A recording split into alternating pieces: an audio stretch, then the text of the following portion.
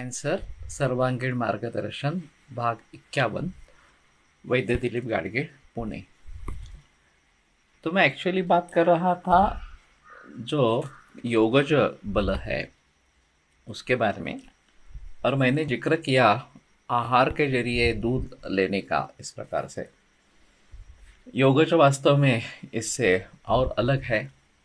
जो आहार औषध सेवन से उत्पन्न होता है वो बल इस प्रकार का बताया गया है, लेकिन आहार भी औषधि के रूप में प्रयोग में आ सकता है। और वैसे जिनको रसायन इस प्रकार का कर्म है जिनका, ऐसे काफ़ी द्रव्य हमारे निजी उपयोग में आ सकते हैं, जैसे कि लहसुन है या ओनियन प्याज इस प्रकार का है। तो ये भी बताया गया है कि ये रसायन गुणधर्म वाला है, लेकिन बहुत सारे लोग लहसुन खाते भी रहते हैं। लेकिन ये ध्यान में रखना जरूरी है कि वो ज़्यादा उष्ण है और रक्त की दुष्टि भी करता है। तो सोच समझकर वर्षा के ऋतु में या फिर ठंडी के जाड़े के मौसम में उसका प्रयोग करें तो बेहतर इस प्रकार का है। जिनको पित्त की बीमारियां हैं वो उसका प्रयोग न करें। उसके प्रतिकूल प्याज जो है वो शीतवीर्य इस प्रकार का है। बाकी गुणधर्म लहसुन जैसे इस प्रकार के है, लहसुन जैसे है। तो उसका इस्तेमाल ग्रीष्म ऋतु में भी हो सकता है या गर्मी के मौसम में भी हो सकता है। लेकिन सबसे आम है कि दूध और घी इनका प्रयोग निरंतर करते रहना। तो मेरा सुझाव रहता है कि 2 ही दफ़ा खाना खाओ। सुबह एक बार दूध ले लो और शाम को बीच में कभी फल ले लो जो नैसर्गिक या ऑर्गेनिक इस प्रकार का हो। तो ये बेहतर है कि जिसमें सभी चीज़ों की आपूर्ति हो जाती है, जो भी भाव हमारे लिए आवश्यक है वो मिल जाते हैं। और भोजन के समय घी का प्रयोग जरूर होना चाहिए। चावल पे या रोटी पे इस प्रकार से घी लेना ये बहुत बेहतर इस प्रकार का है।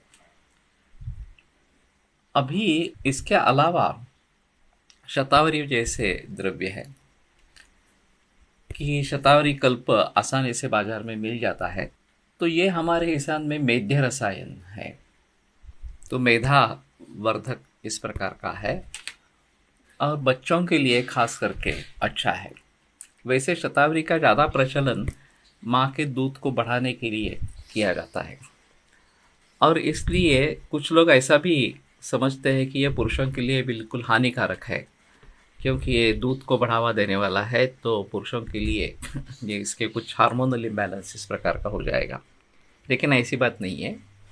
पुरुषों की भी शुगर की वृद्धि करने वाला शतावरी है। तो शतावरी कल्प या फिर शतावरी का चूर्ण दूध के साथ लेना ये योग हो गया, ये औषध के स्वरूप में उसका प्रयोग ये हो गया। और ऐसे अनेक तरीके से रसायन योग बताए गए हैं या वाजीकरण के बारे में भी बताया गया है। एक जो मैं सभी लोगों को कहता हूँ वो सोने का कंगन या सोने की अंगूठी, वो पानी में उबाल के वो पानी दिन भर पिए। खास करके अभी ये जो कोरोना जैसे सांसर्गिक बीमारियां हैं उसमें प्रतिकार क्षमता बढ़ाने के लिए सबसे अच्छा साधन है, सबसे आसान इस प्रकार का है। तो एक कोने का कंगन या अंगूठी पानी में डालो, पूरा उबालो और फिर वो पानी दिन भर पियो। उसी प्रकार से 1 कप दूध, 1 कप पानी और एक सोने का कंगन या अंगूठी उबाल के 1 कप शेष रखो और वो दूध पी जाओ, ये भी पॉसिबल है। उसके साथ गिलोय भी ले सकते हैं। गिलोय एक कड़वी दवा है, फिर भी बहुत फायदेमंद इस प्रकार की है। उसकी भी रसायन इस प्रकार की प्रॉपर्टी है। तो अभी हम बहुत सारे लोगों को सुवर्ण गुड़ची क्षीर बताते हैं कि सोना गुड़ची यानी कि गिलोय और दूध और पानी उबाल के दूध शेष रखना और उतना दूध पी जाना, ये भी रसायन में अच्छा है।